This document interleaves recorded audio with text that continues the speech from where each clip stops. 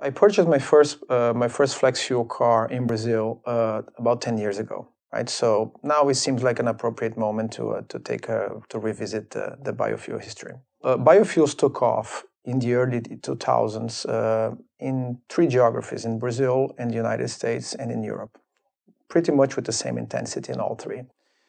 In Brazil, really the growth has everything to do with the fact that sugarcane grows so well in Brazil, and we distill our ethanol out of sugarcane. The advent of the flax fuel is what really allowed ethanol to take such a prominent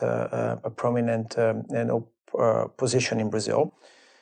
It grew from very little to more than 50% of our transport fuel demands very quickly after that. In Europe, biofuels was adopted due to a concern of greenhouse gas emissions, which were running high, and the governments wanted to reduce. The European Union wanted to reduce them.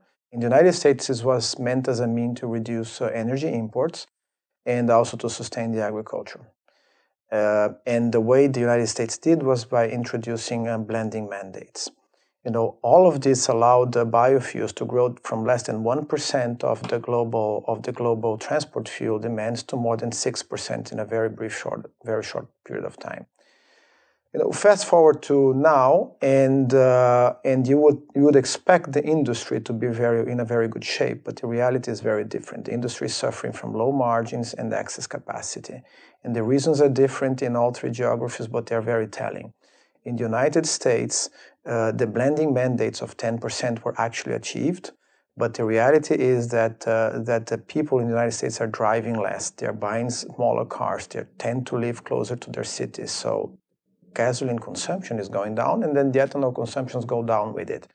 Furthermore, the advanced biofuels, in which everyone was placing very high hopes, are now, are not yet out of the laboratory. So that's another problem. And finally, the whole public attention has shifted from biofuels into unconventional gas and unconventional oil as a way to achieve energy independency, which it also doesn't help.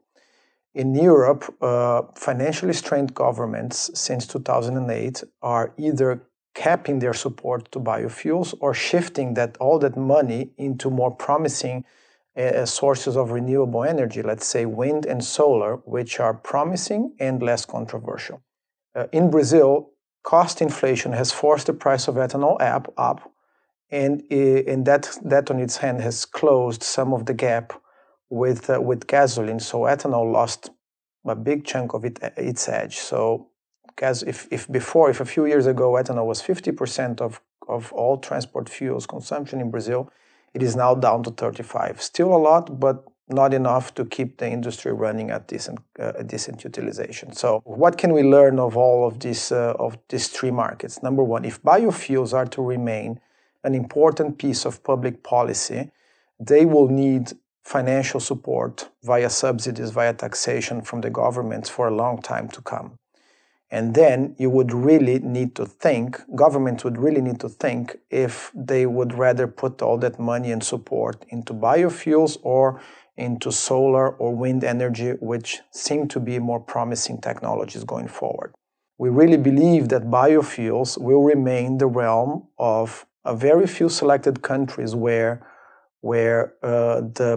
the agricultural feedstock grows really well, namely Brazil, namely Southeast Asia, namely Argentina.